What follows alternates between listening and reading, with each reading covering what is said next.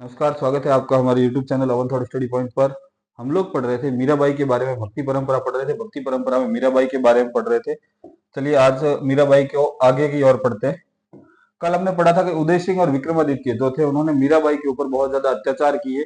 ज्यादा अत्याचार होने के कारण जैसे उनको कई बार विष के प्याले भेजे गए, कई बार उनको सांप को भेजा गया उनके पास में। फिर ज्यादा अत्याचार होने लगे तो मीराबाई ने तुलसीदास जी की सलाह पर जो है वो चित्तौड़गढ़ दुर्ग त्याग दिया। तो ध्यान रखना, मीरा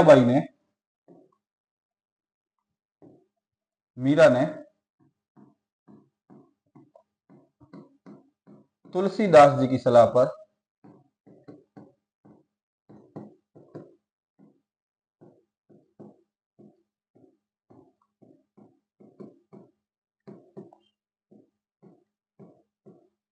चित्तौड़ दुर्ग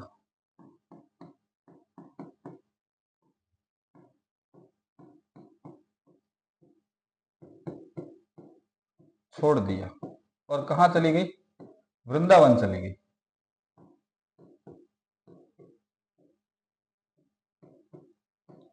ठीक है, किसकी सलाह पर? ध्यान रखना, ये इंपॉर्टेंट क्वेश्चन है, कई बार आया हुआ है कि चित्तौड़ दुर्ग किन की सलाह पर त्यागा था। ध्यान रखना, तुलसीदास जी की सलाह पर इन्होंने चित्तौड़ दुर्ग त्याग दिया और कहां चली गई?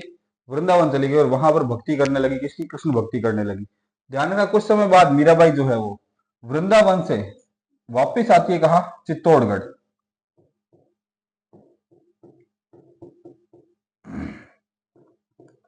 एक बार क्या है, चित्तौड़गढ़ के कुछ भक्त मंडली थी चित्तौड़गढ़ की, वो मीराबाई के पास आती है और विनती करती है कि आप मीराबाई आप वापिस चलिए हमारे साथ चित्तौड़गढ़। तो वो चित्तौड़गढ़ वापिस आ जाती है।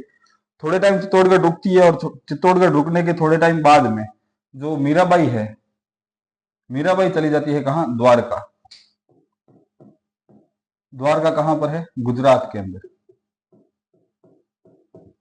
द्वारका चली जाती है और वहां पर एक मंदिर है जिसका नाम है रणछोड़ राय मंदिर। द्वारका में एक मंदिर है, रणछोड़ राय मंदिर। यहाँ एक मंदिर बना हुआ है,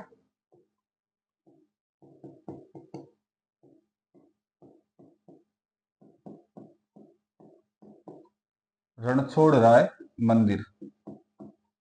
इस मंदिर में मीराबाई भक्ति करती है और 1540 के अंदर 1546 1546 के अंदर मीराबाई अपने देह त्याग देती है, यानी कि इस कृष्ण भगवान की मूर्ति के अंदर जो है वो मीराबाई लीन हो जाती है। अब मीराबाई से संबंधित कुछ चीजें पहले एक बार इसको वापस देख लीजिए। तुलसीदास जी की सलाह पर मीराबाई क्या क्या छोड़ देती है? चित्तौड़गढ़ दुर्ग छोड़ देती है और कहाँ चली जाती है? वृंदावन चली जाती है। वृंदावन से वापस वो चित्तौड़गढ़ दुर्ग आती है। चित्तौड़गढ़ से वो वापस कहाँ चली जाती है? द्वारिका। द्वारिका कहाँ है? गुजरात के अंदर। वहां पर वो एक मंदिर के अंदर रुकती है जिसका नाम है रणछोड़ राय मंदिर। 1546 के अंदर मीराबाई जो है अपने प्राणों को त्याग देती है। तो ये स्क्रीनशॉट लीजिए। इसके बाद मीराबाई के मुख्य बिंदु है उन पे चलते हैं।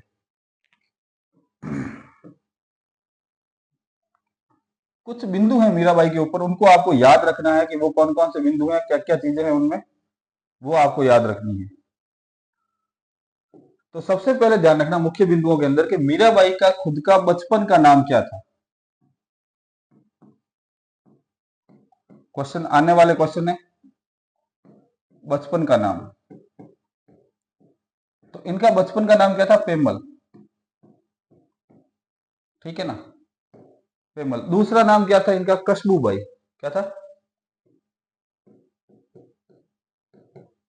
कशबूबाई। तो ये दो नाम आपको याद रखने हैं मीराबाई के ऊपर कि इनका बचपन का नाम पेमल और इनका दूसरा नाम था क्या?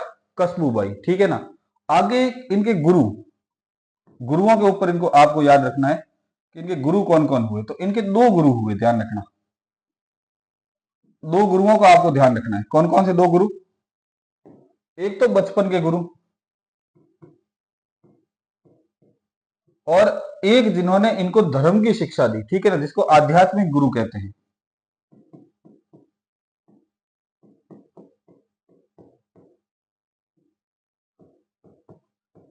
आध्यात्मिक गुरु इनके कौन है? रैदास, जो इन्हीं के बुलावे पर पहली बार राजस्थान आए थे। और राजस्थान में भी कहां पर आए थे? चित्तौड़गढ़ दुर्ग के अंदर आए थे। ठीक है ना। और बचपन के गुरु इनके कौन है? पंडित गजाधर।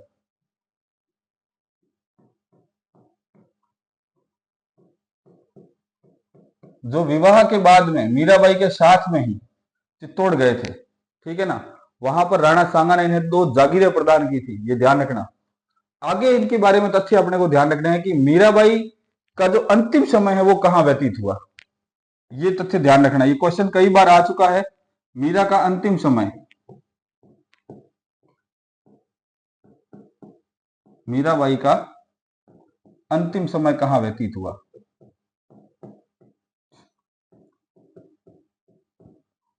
तो ध्यान रखना, अंतिम समय इनका व्यतीत होता है कहां? द्वारिका के अंदर।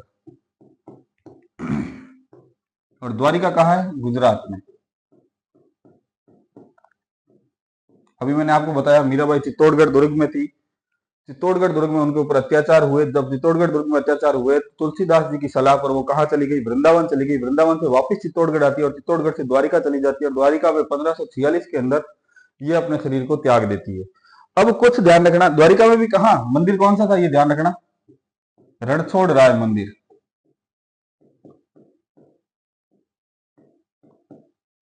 कृष्ण भगवान का मंदिर है, ठीक है, वहां पर इनका समय व्यतीत हुआ।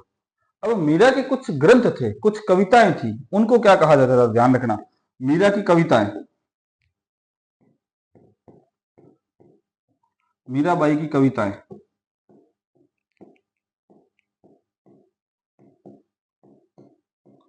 मीराबाई की कविताएं क्या कहलाती थी? मीराबाई की कविताओं को क्या कहा जाता था? ध्यान रखना, मीराबाई की कविताओं को पदावलियां कहा जाता था। पदावलियां, पदावलियां, ठीक है ना। और मीराबाई के पद क्या कहलाते थे? मीरा के पद, मीरा के पद जो है वो हरजस कहलाते थे, ठीक है, ये ध्यान रखना, ये भी बात। मीरा की कविताएं कहलाती थी पदावलियां, मीरा के पद कहलाते थे हरजस, ठीक है ना। मीरा की जो भक्ति भाव कैसा था, ये भी ध्यान रखना। मीरा का भक्ति भाव, ये भी मुख्य बिंदु के अंदर, मीरा का भक्ति भाव,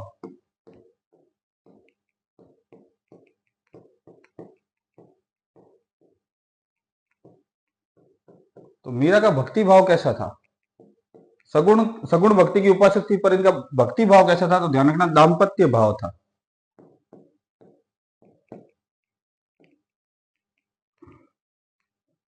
दाम्पत्य भाव, कृष्ण को पति मानकर पूजा करती थी, ठीक है ना, इसलिए इस भाव को कहा जाता है दाम्पत्य भाव कहा जाता है। और ध्यान रखना, इनकी भक्ति कैसी थी? सगुण भक्ति थी, यानी ईश्वर को गुण रूप में मानकर, इसको ईश्वर को साकार रूप में मानकर ये ईश्वर की पूजा किया करते थे। तो फटाफट स्क्रीनशॉट लीजिए, फिर अगले बिंदुओं के ऊपर चर्चा करते हैं।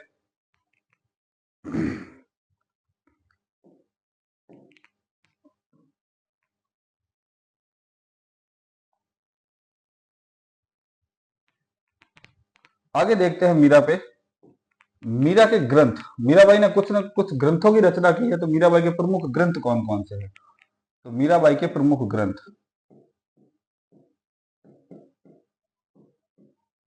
मीराबाई के प्रमुख ग्रंथ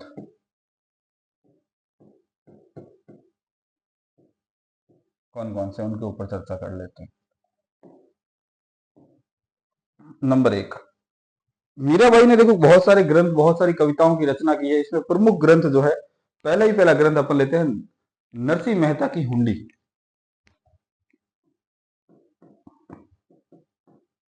नरसिंह मेहता की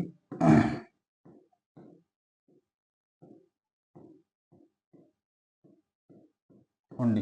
नरसिंह जी जो थे नगर सेठ के रूप में थे, इनके ऊपर इन्होंने इनकी बेटी के लिए, ध्यान रखना, भगवान कृष्ण ने 56 करोड़ का मायरा भरा था, और इसी के ऊपर इन्होंने, मीराबाई ने एक ग्रंथ लिखा है जिसको कहा जाता है नरसिंह मेहता की हुंडी, ठीक है ना।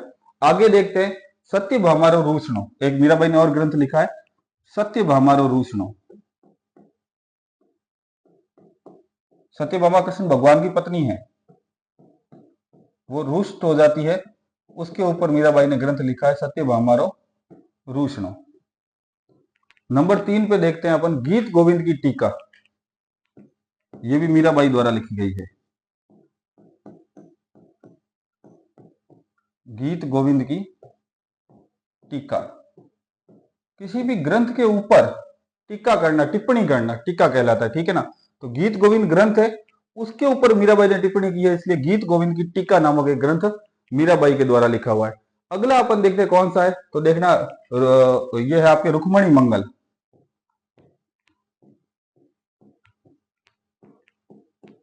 ये भी कृष्ण भगवान की पत्नी है।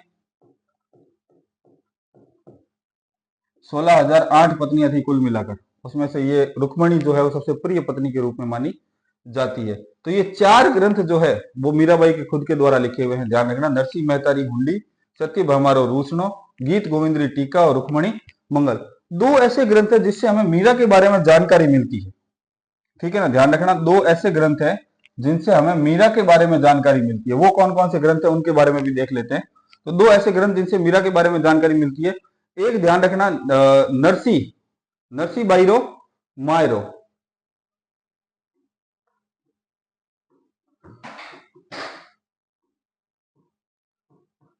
नरसी बाईरो मायरो, ये ग्रंथ जो है, ये ग्रंथ लिखा हुआ है किसके, ध्यान रखना, रत्ना खाती के। ये ग्रंथ किसके लिखा हुआ है, रत्ना खाती।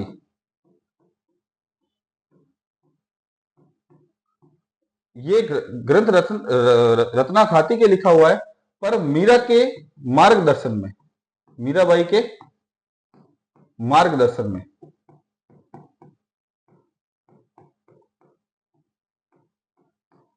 इस ग्रंथ में क्या है, ध्यान रखना, इस ग्रंथ में मीरा का जीवन परिचय मिलता है। मीरा के मीरा का जीवन परिचय मिलता है इस ग्रंथ में।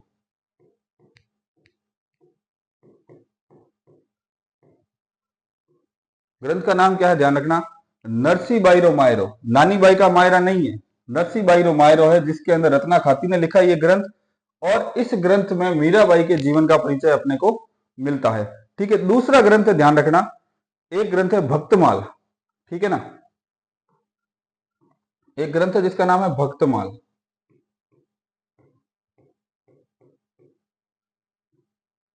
ये पहला ग्रंथ, ये दूसरा ग्रंथ। एक ग्रंथ है भक्तमाल।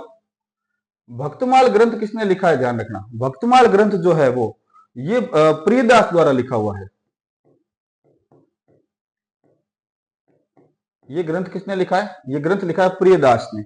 और इसके अंदर भी ध्यान रखना, मीरा के जीवन की जानकारी मिलती है, मीराबाई के जीवन की जानकारी मिलती है।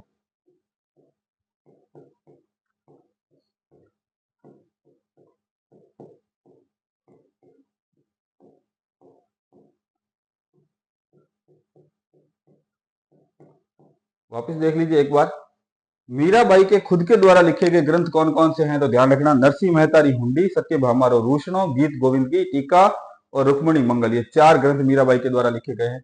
अब मीराबाई का खुद का जीवन परिचय किन ग्रंथों में मिलता है, तो पहला ग्रंथ है नरसी बाईरो मायरो। ये ध्यान रखना, नरसी बाईरो मायरो, नानी बाई का मायरा नहीं है, ये नरसी बाई का मायरा। ये ग्रंथ लिखा है रत्ना खाती ने, मीरा के मार्गदर्शन में लिखा था। इसमें मीरा का जीवन परिचय मिलता है पूरा। दूसरा ग्रंथ है भक्तमाल, जो प्रियदास द्वारा लिखा हुआ है। इसमें भी मीराबाई के जीवन की जानकारी मिलती है। तो ये इतना स्क्रीनशॉट लीजिए, फिर आगे चलते हैं।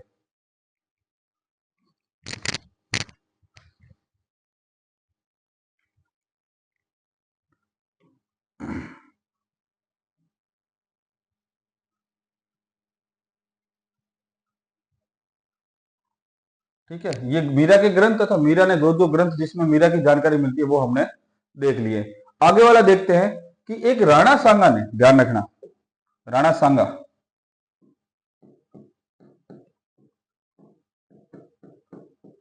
बाबर के साथ युद्ध करने वाले राणा सांगा। पहले भी मैं बता चुका हूं, कई बार सिंपल क्वेश्चन पूछ लिया जाता है कि राणा सांगा का पूरा नाम क्या है, तो संग्राम सिंह है। तो राणा सांगा ने एक भवन का निर्माण करवाया था, एक महल का निर्माण करवाया था, जिसको कहते हैं कुंवर पदे महल।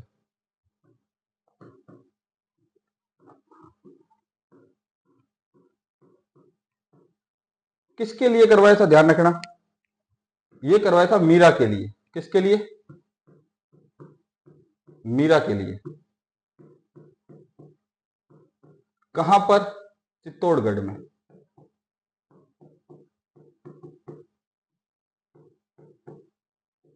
चित्तौड़गढ़ में भी कहां स्थित है, ये ध्यान रखना, चित्तौड़गढ़ में भी ये मंदिर ये जो महल है, कुंभ श्याम मंदिर के पास स्थित है। कुंभ श्याम मंदिर के पास स्थित है।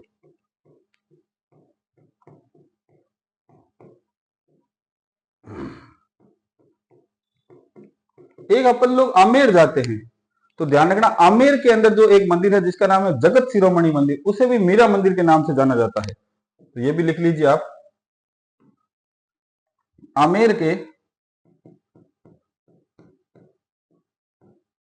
जगत शिरोमणि मंदिर को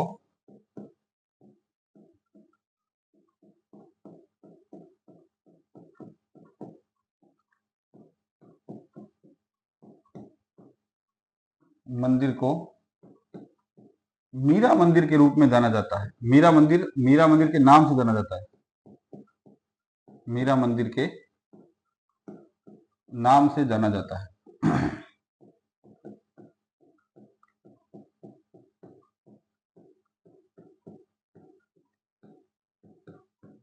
मीरा मंदिर के नाम से जाना जाता है। एक ध्यान रखना, वागड़ की मीरा,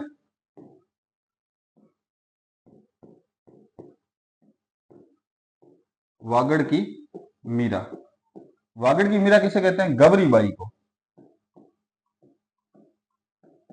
राजस्थान की मीरा, राजस्थान की राधा किसे कहते हैं? मीराबाई को। और वागड़ की मीरा किसे कहते हैं? गौरी बाई को। इनका जन्म होता है डूंगरपुर के अंदर।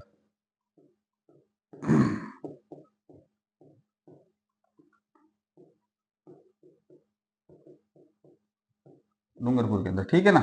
इनके बारे में हम विस्तृत जानकारी कल के वीडियो में लेंगे, जो कल वीडियो बनाएंगे उसके ऊपर इनके बारे में विस्तृत जानकारी लेंगे गौरी बाई के रूप में, ठीक है। तो आज हमने क्या क्या पढ़ा? आज हमने देखो पढ़ा कि जब मीरा के ऊपर अत्याचार होने लगे कि राणा जी विसरो प्यालो भेजियो ते अमृत कर डालियो जी, तो जब मीराबाई के ऊपर अत्याचार होने लगे तो मीराबाई तुलसीदास जी की सलाह पर कहाँ चली गई? वृंदावन चली गई।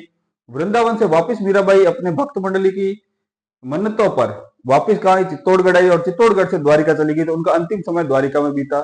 फिर मुख्य बिंदुओं पर चर्चा की कि मीराबाई के बचपन के नाम के बारे में, कि पेमल इनका बचपन का नाम था, कशबूबाई बचपन का नाम था। फिर इनके गुरुओं के बारे में चर्चा की कि इनके बचपन के गुरु कौन थे? तो पंडित गजाधर थे। और आध्यात्मिक गुरु कौन थे? संत रैदास थे। फिर हमने चर्चा की किसके बारे में? कि मीरा का अंतिम समय कहाँ गुजरता है? कि द्वारिका में गुजरता है, जो गुजरात के अंदर है। और द्वारिका में भी कहा? रणछोड़ मंदिर के अंदर, रणछोड़ राय मंदिर के अंदर गुजरता है। मीरा की भक्ति का भाव कैसा था? तो दाम्पत्य भाव था और सगुण भक्ति की उपासक थी। भाषा कौन सी है? इन्होंने ध्यान रखना, मीरा की कविता में मीरा ने किस भाषा का प्रयोग किया है? तो मीरा ने ब्रज भाषा का प्रयोग किया है, पर उस पर गुजराती भाषा का असर देखने को मिलता है, ठीक है ना। मीरा के प्रमुख ग्रंथ कौन कौन से? कि नरसिंह मेहता की हुंडी, सत्यभामा रूषणो, गीत गोविंद पर टीका और रुक्मणी मंगल, ठीक है ना। एक रत्ना खाती का ग्रंथ है, ध्यान रखना, नरसिंहबाई रो मायरो, उसके अंदर मीरा के जीवन परिचय के बारे में जानकारी मिलती है। और एक भक्तमाल ग्रंथ है जो प्रियदास द्वारा लिखा गया है, उसमें भी मीरा की जानकारी मिलती है। फिर राणा सांगा ने एक महल का निर्माण करवाया, जिस महल का नाम क्या था? कुंवर पदे महल। ये महल जो मीरा के लिए बनाया गया चित्तौड़गढ़ दुर्ग के अंदर, कुंभशाह मंदिर के पास में। आमेर के जगत शिरोमणि मंदिर को, ये ध्यान रखना, मीरा मंदिर के रूप में जाना जाता है। और वागड़ की मीरा किसे कहते हैं? गौरी बाई को, जो जिनका जन्म डूंगरपुर में होता है। इनके बारे में कल विस्तृत जानकारी से चर्चा करेंगे। तब तक oven thought study point channel को लाइक करते रहिए, सब्सक्राइब करते रहिए। धन्यवाद।